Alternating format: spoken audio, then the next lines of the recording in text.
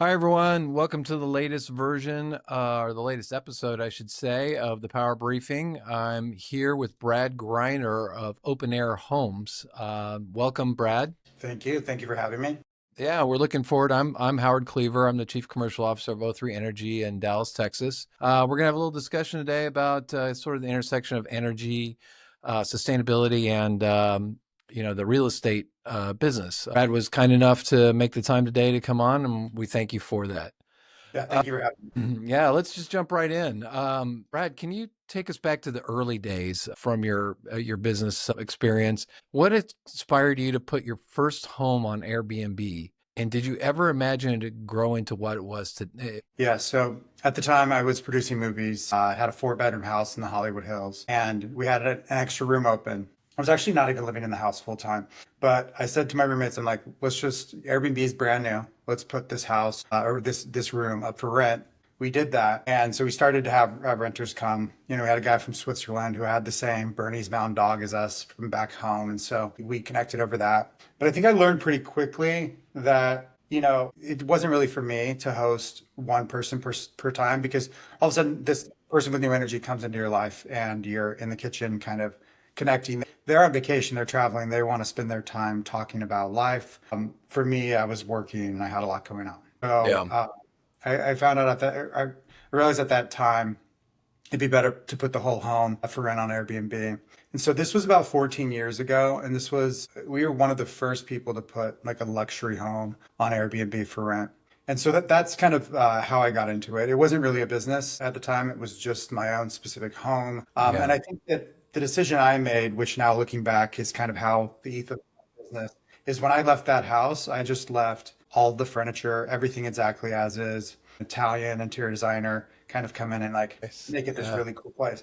Anyways, and so when I left that house, it wasn't this like just boring home. It was like a very unique, cool home. And that's kind of what led to the building of our company. Okay, sounds great. Yeah, it sounds like a kind of house I'd like to chill at for a little bit. And I get what you're saying about having that energy of another person in the house when it's your personal space. So I can completely understand, getting out of that, looking for the next place to land and then expanding, basically, it sounds like. When you look at your growth over the years, what's been the biggest challenge in maintaining the high standards across your properties? Let's see. The biggest challenge, to be quite honest, is we have homeowners that own these homes, and a lot of them, for them, it's a business. They Mm. bought the second home. So their inclination is to fill it with IKEA and Wayfair furniture. And don't get me wrong, I love some IKEA furniture. I can spot every single piece from IKEA anywhere I go. But when you fill an entire home with Yeah. IKEA, it looks like the IKEA showroom. And so this is the biggest challenge is that, the way that I see our company, if you wanted to put it into like hotel standards, like we're aiming for being the Four Seasons within the short-term rental space. Gotcha. Not every single one of our home is there, but that's the direction that we're moving. And so, if you want your home to look like a Hilton, that's fine. We're just probably not for you. And so, kind of trying to convince homeowners that there is this like wealthy clientele. They want to stay for long periods of time, but they're only going to want to stay for long periods of time in your home if it actually feels like a home and it doesn't feel like you took a $3 million house and you put in very cheap furniture. Yeah, yeah. People like to cut corners. They want to, get their cost basis down and make the profit, and they miss the whole story, basically, right? Yeah, and really quickly on that too, when you reached out to talk about sustainability, like this also has a sustainability arm to it as well. Like when you add high quality woods, they last forever. That's And right. Yeah, whether you take this home and you want to move on or whatever, these pieces will last forever. But when you're buying this Wayfair, very, very cheap, it's a version of fast fashion, but like fast yeah. furniture, if you will. And it's not sustainable for the world. And so it's really not the direction that I want to move with my company. That makes a lot of sense. You've seen many companies come and go in this space, right? What do you think has allowed you to stay successful when so many others weren't successful? Yeah, let's see. When you say the word successful, that's funny because there's been moments where, as every founder, you don't feel successful and you're just like Yeah. hard. And I think a lot of it's grit and just to keep going, and pivoting. Like when COVID hit, I went to UCLA. I studied. Well, I had this one incredible teacher at UCLA that it was an infectious disease specialist, and I just thought her that was Interesting. so cool. And so when COVID was coming, I kind of saw it happening before. I'm not saying I'm some sort of like, you know, like future, but I saw it coming. And so what I did is I started to prepare our company. What we did the moment that things shut down is we switched to monthly rentals on every single one of our homes. We told everybody, like stay as long as you want.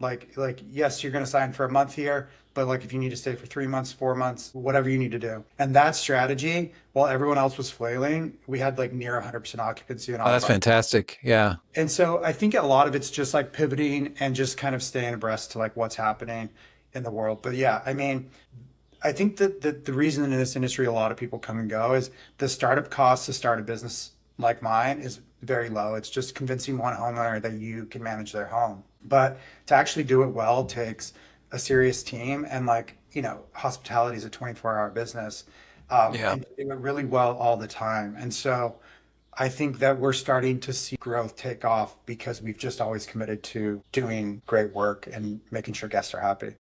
Fantastic. Yeah, that sounds like you've kind of got a good formula going and that you've got a lot of flexibility built into, your approach where if things change, you change with it. That's great. You made a conscious shift towards wellness focused stays. What does wellness mean to you in the context of hospitality? Yeah, so I grew up playing sports. I was a swimmer, and then I played water polo at UCLA. And so I think, I've just always I was forced into wellness in a way because, I'm working out. I had to eat healthy to be able to like play the sport. And that's kind of stuck with me my whole life. And then now that I start to get older, there's wellness amenities. Like at this house that I'm at right now, I'm staring at an infrared sauna outside here. Wellness incorporates more than even that though, like how your relationship is to the environment around you, whether you're in nature.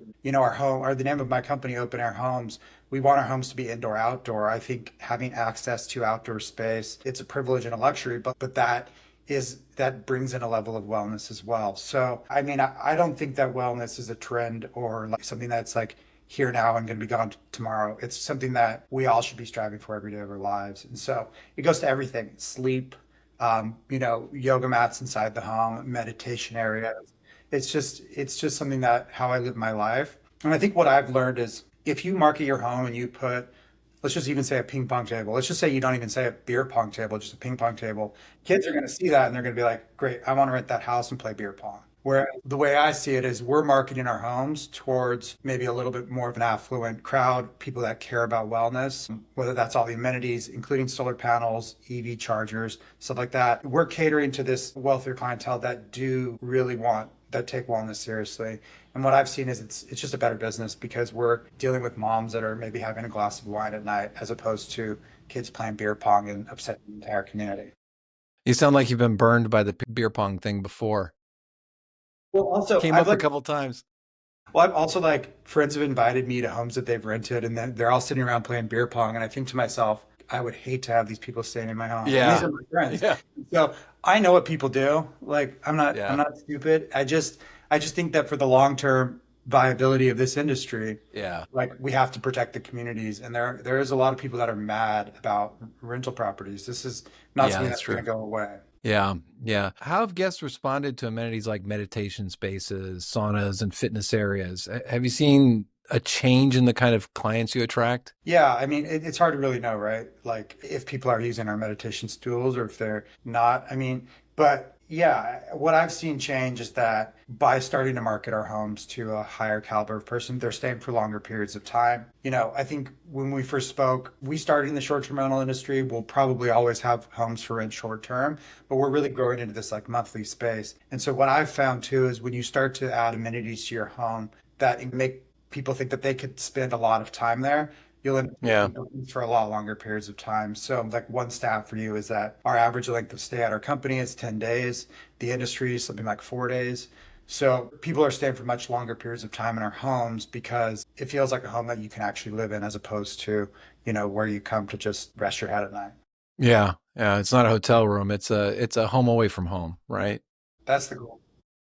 But what advice would you give other operators who are thinking about integrating wellness into their rental properties? Let's see. Wellness incorporates everything. And so choose the areas that you're passionate about and Yeah.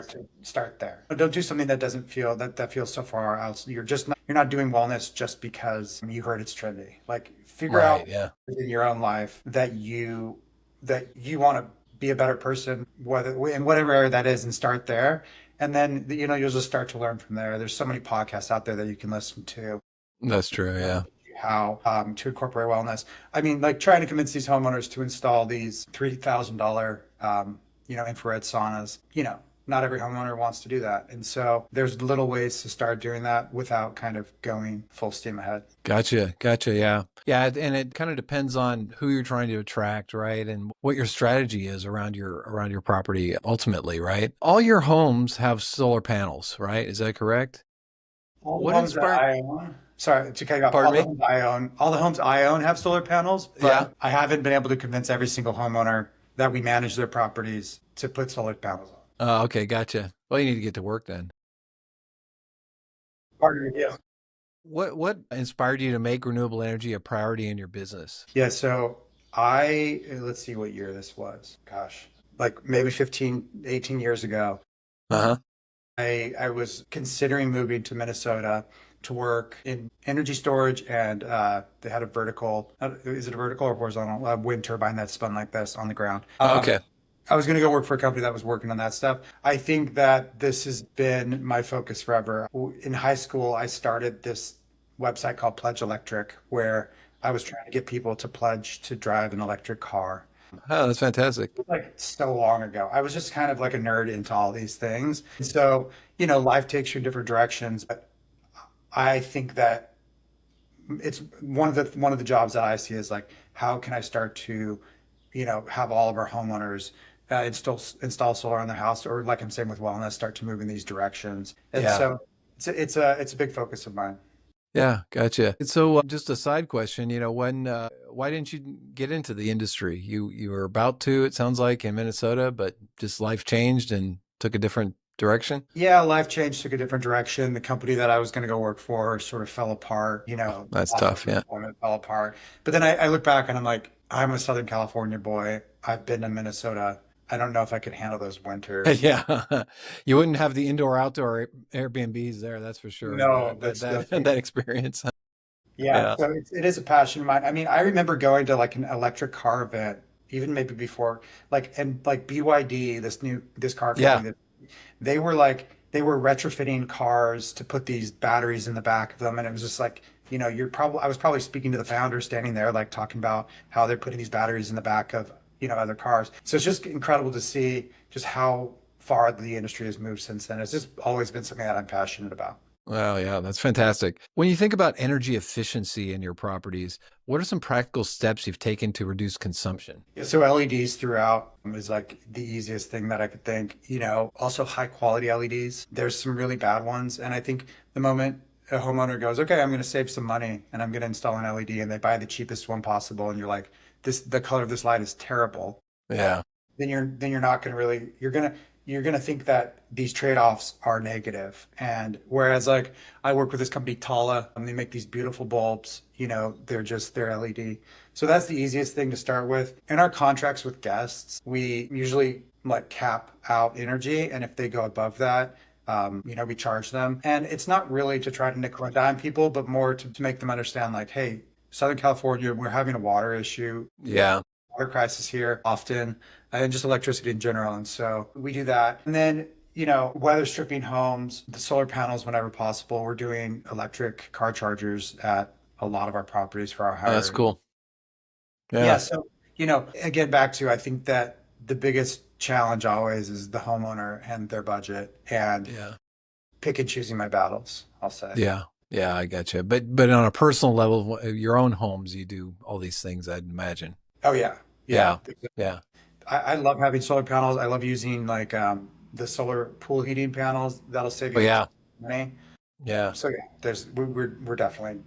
It all kind of ties into the wellness topic as well. The wrong kind of lighting can really, give you a bad feeling. You won't sleep well, you don't feel well. So yeah, there's all kinds of different LEDs out there with all kinds of different settings and moods and so forth, and that's a really big component. People kind of underestimate. I've seen a lot of studies around lighting, and I used to work a lot with the student housing industry, and certain types of lighting are conducive to study, to memorization, all that kind of stuff, and getting that right is extremely important. So that's interesting that you've kind of incorporated some of that into what you do. Yeah, and also like beyond that, like studying circadian rhythms and how the level of light that you have at night affects you. The other thing, Los Angeles, or maybe it was California, it was probably Los Angeles at one point years ago, they dropped off LED light bulbs to every single home, like one of them, to every single home in Los Angeles. And it was this really low quality light, the kind that like you put your hand under it and you can see it strobing. Like not only is this program costing like Los Angeles a lot of money, but on Yeah, top of that, like you're introducing LED lights to these people in such a terrible way yeah, because the quality of them has gone up so much. Like they make some really beautiful lights now. yeah. And so I don't think that renewable energy for your industry, I'm sure that this is how you feel. It shouldn't be a trade-off that, oh, you have to Right. make a huge major trade-off for your life. We need to like, we need to be smart about how we live our lives. Like there shouldn't be these huge trade-offs that you have to make. Yeah. You're not making the right choice. Yeah. Does that resonate with you? Yeah, yeah, it does. And the thing is that there's not really an excuse anymore not to do these things. The cost curve has gone down so much on this stuff.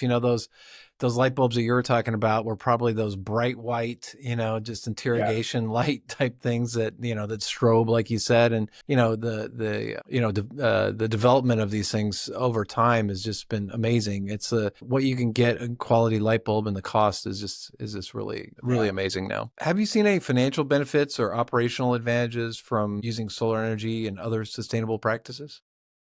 Yeah. So let's talk about so in Los Angeles or California in general, typically we're on a tier system. So your first tier of electricity is a certain price, second tier is another price, and then third tier is even higher. And so when we install solar panels, we stay in tier one. Like the bungalow, there's three bungalows here that I own. We're staying in tier one of electricity prices because we have these solar panels on our roof. Fantastic. So that's been amazing. And the issue that I see with solar panels is the bureaucracy that seems to be coming in and like making the process so incredibly hard for me to install them. I Yeah. really care about these things, and so I went through the process. I think a lot of people would have given up at some point of installing these. I would imagine that that's getting better since I installed these probably about 9 or 10 years ago. But it is something that I noticed that just there seems to be powers at play here that really don't want people to own their own electricity on their roofs, and that's really sad to see. Yeah. Have you looked into battery storage as well for some of your properties? Yeah, we were going to do that at one point. I think Tesla owes me money actually because I put down a deposit. But yeah, we ended up not doing that yet. But that would probably be. Also, my roofs are not really big enough here to go 100% like off the grid and like store electricity, if you will. Gotcha. Yeah, you're not generating a lot of excess electricity from them. Yeah. So, yeah. Okay. How do your guests react when they find out the homes they're staying in are powered by renewable energy? It's one of the amenities that we have checked. So, on like if our homes are listed on Airbnb, you can go in the amenity section and click solar panels to stay in a home that's this Oh, way. that's actually something you can choose. I didn't realize that. From my understanding, it's one of the Huh. hundreds of How amenities about that that? people can choose. Yeah. The other thing that's starting to roll out. I haven't seen it yet, but like in the very near future, what I imagine Airbnb and different sites are going to launch is you're going to be able to search just with like natural language, the way that these AI, LLMs work, where you're going to be able to go to Airbnb and say, I'm looking for a home in Los Angeles with solar panels that hasn't, an infrared sauna and this and this and this, and just use natural language, and it's gonna be able to show you the homes that fit that perfectly. So, um, I don't necessarily ever hear guests say, "Oh, I'm so glad that this has solar panels." It's not kind of the way that I see it is like there's a lot happening in our world right now. There's a lot Yeah. anxious about and stressed about. I think that there's a lot of people that stay with us that like really hope that we're moving in this direction, but it's like it's lower on their concern list when they're just renting a house for like a week or 2 weeks because Yeah. they're Yeah. really paying for electricity anyway. So for them, doesn't change necessarily anything, even though you know, they're in a home that is getting electricity from the sun. Gotcha. Yeah, and some of them may have selected the house if that's on Airbnb as an option, and you wouldn't even know it, but they were interested in it, right? But they Yeah, just didn't mention it. Yeah. yeah. Are there other energy saving technologies or sustainable materials you're exploring in the future? Yeah, I mean, if we go down the list, like, these high efficiency washers and dryers we're using with the tabs that are high efficiency. So we're doing that. The Energy Star and all that stuff. Yeah. Yeah, yeah. I think California is a leader in a lot of these things, Yeah. anyways. And so, a lot of it's forced on us too. Like, I'll give you an example: the shower heads that we have, like, we're forced to use like Low flow. low flow. And so that's just kind of just the law and the way that things are here in California. So, yeah, I mean, I'm blanking on exactly what it is that we're doing, but it is a part of our, my entire team is kind of trained through me, through our protocols of, like, when we're ordering items for the home and stuff like that, we're trying in every way to be sustainable. And I think for me, that also starts with just high quality products that last a long time. I think what I've seen over the last 15 years is that, through Amazon, we've just been flooded with low quality products. Yeah. Having things that last for a long period of time, that should be the goal, as opposed to these things that you buy one time and then throw away. Yeah, that's really important for sustainability. It's not only just for the materials themselves, right? You don't have to chop down more trees and stuff, but when you think about all the transportation costs involved, all the manufacturing, burning of greenhouse gases, et cetera, it's amazing when you look at the actual supply chain and all the points in it and where energy is being spent, materials are being spent. That's really great that you've got, a focus on that and it's part of your sustainability strategy, basically, right? Yeah. Yeah. Yeah, and I'll be honest, we're not 100% there. There's this trade-off with Amazon that it's just so convenient. Like, Yeah, that's true. I need an item here tomorrow, and it's like, and so we're still running a business on top of it, but it is something that, like, another example is we use public goods in our homes. It's a conditioner, body wash, shampoo, lotion, and so it comes with refillable containers. So Great. Yeah. we have larger bottles, and then we refill them, and we keep these at the house just because, if you really think about how much plastic we're using in our world, it's mind-numbing, to Yeah. be honest, and how that's ending up in the oceans and stuff. And there's microplastics and everything. It's really scary. And so, we're not, us alone cannot do this, but, like, we're trying as many things as we can to be as sustainable as possible while also still run a business. Yeah. You're talking about the plastic in the ocean. I always think of that picture that they have. It's like the size of the state of Texas. It's out in the middle of the Pacific. That's just a big plastic island out there. It's just crazy when you think about it. What do you think the hospitality industry could do better when it comes to reducing energy use and improving sustainability overall? It's a good question. I read this and it seems true to me, but that short-term rentals, homes that you rent, are a lot more sustainable than, say, renting a hotel room somewhere. There's part of me that doesn't fully believe that statistic, but what I would say we're doing, and what we're trying to convince consumers to do as well, is, like, to travel for longer periods of time, to immerse Mhm. yourself into a culture. Yes, of course, you're going to always want to take that weekend trip to catch up with people. But, what I've seen in my own personal life, and I've seen this in our company, when you design homes that are like true homes, people will come and stay for 2 or 3 months. That's such a better, healthier way to travel, not only for yourself, for the human body, but just for the environment. Mhm.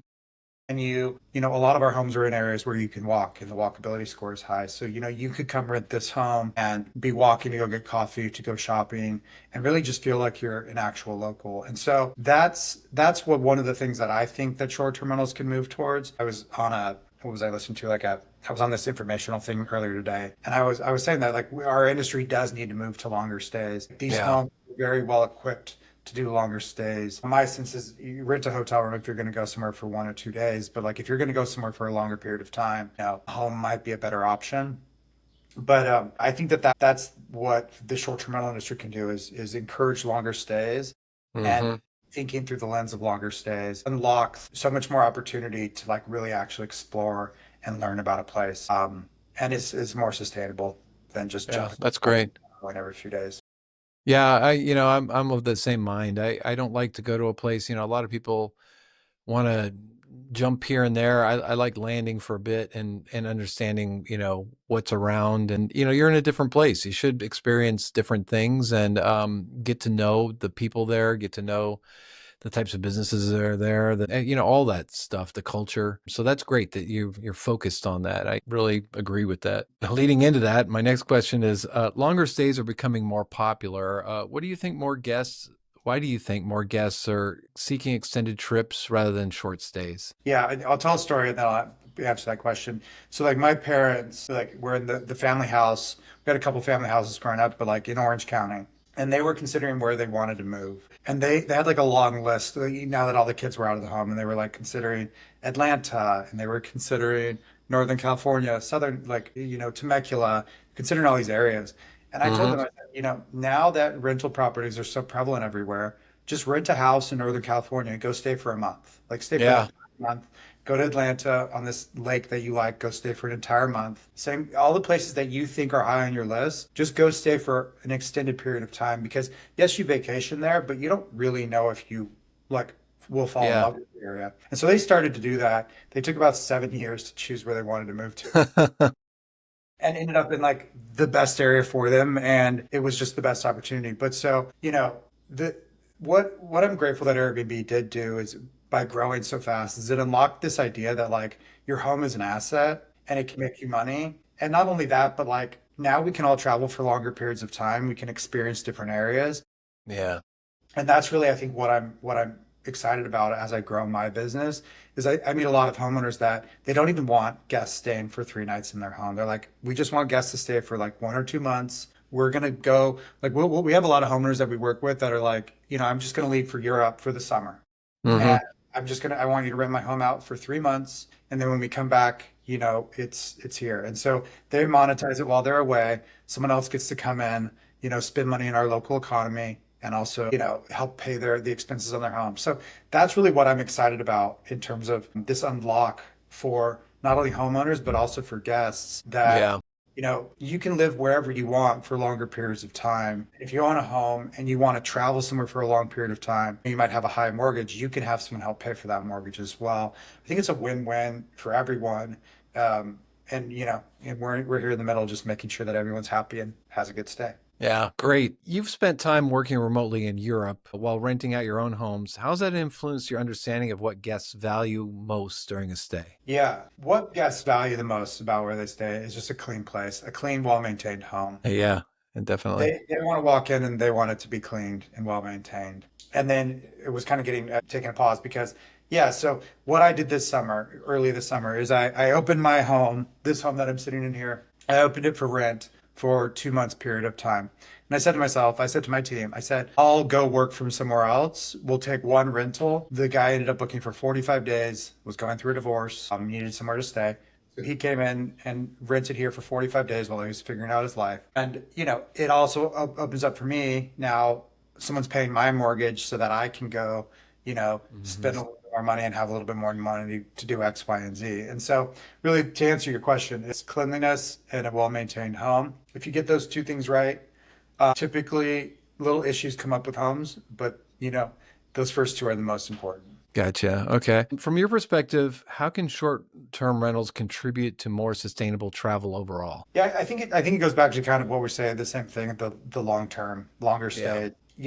I understand the urge to jump on a plane and go see Beyonce for a weekend, Taylor Swift, it's fun. Like you can go do those things, it's a lot of fun. But, choose a city that you think you might want to explore and go there for a longer period of time. I'm not telling people not to jump on a plane and, we Yeah. still have a lot of things to work out towards sustainability.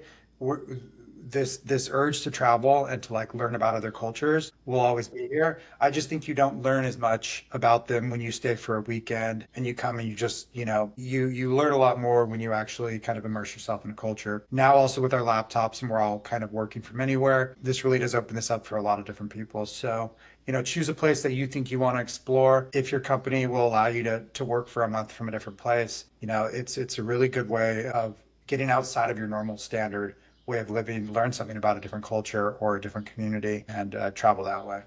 Yeah, I think a lot of people just forget to stop and smell the roses, right? It's they're in such a hurry to have so many experiences that they're not having a deep experience, right? And staying somewhere for a while and being with the local folks is that's a great thing to do, particularly if it's in a foreign country. I mean, that's really amazing.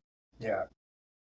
Looking ahead, what's one trend or opportunity you're most excited about? And when you think about the future of hospitality and renewable energy? Hospitality and renewable energy. If I look at our market specifically, is that we could change the laws to make installing of solar panels and just going energy efficient just a lot easier. That would be something, Yeah. if you watch Bill Maher, he had this thing where he had, it's been 75 weeks since I applied for my solar panel permit and it still hasn't come for, his house or something like that. So the bureaucracy of it does need to change. I guess like what I'm really looking forward to is like this unlock that I was talking about Yeah. before, where like even I look at my parents, I don't think that they'll ever rent out their house because they don't really want to, but like they very easily could, and they could go spend an entire summer in Europe. I think that that's really great for people is to get outside your comfort zone. Put your house up for rent and have someone cover your mortgage and then go get outside your comfort zone. I think that that's beneficial for everyone. So that's really kind of the future that I see unfolding is that, the home that you own becomes an asset that you can monetize when you're not there. Obviously, if you're leaving for a week, that's much more challenging. But if you're leaving for an extended period of time, you can rent it out, you can monetize it, and kind of it's a win for everybody. That's great. Brad, what as a final question, what's something that we're missing here? We're not talking about that you think we should be? In terms of like sustainability, Sustainability, your business, anything like that. Yeah. yeah, I mean, I love solar pool heating. I don't know if your business does. I think it's just such a great technology. We've installed it a bunch in some of our homes. It's just a technology that I don't know if it's going away, but it seems so much more rudimentary than solar panels that do electricity. But it's just Yeah. it works so well and it saves our homeowners so much money. That's something that's very interesting for me. Yeah, and I think the last thing is like, even though I'm talking all about renewable energy and I'm carrying, I drive my electric car and like I'm living a life that's this way. Yeah. It's impossible. What I've found so far is it's impossible to just like be fully holistically sustainable in our current setup, the way that we have, Yeah. our world is set up. Like Whole Foods used to be this chain that, you could go in there and there was hippies everywhere and you would like, put your bag and you like weigh yourself. And now it's just fully plastic throughout. Like it's just Yeah. like everything else. And we're just so reliant here on plastic. And so, we're trying in our small ways to do it, but it seems like there needs to be this like some larger scale things. And maybe it's like breakthroughs with technology. Like if we can find a way to move away from plastic, that would be like the Yeah. most thing that I can think in my life. But again, we're trying our best with what it is that we're doing. We have renewable bags that we give people that have our logo on them, like those are in the homes. So we care about these things, but it seems like what I've seen with the renewable energy industry and just sustainability in general, there's been like stops and starts to it, and there's like, strong moments, and then there's moments of like kind of deep and dark sadness, and it feels like we're in a Yeah. deep sad moment right now with the way policy is going around these things. And so, but it's for me and my business and myself personally, it's like a lifestyle more so than like a trend of like, just you just continue to learn about these things and incorporate them the best way you can into your lives. That would be like my advice for people. Okay, fantastic. Well, Brad, that concludes our session here. Really appreciate you coming on. Brad Greiner with Open Air Homes, and we're going to sign off for now. Thank you very much for watching. Thank you, Howard.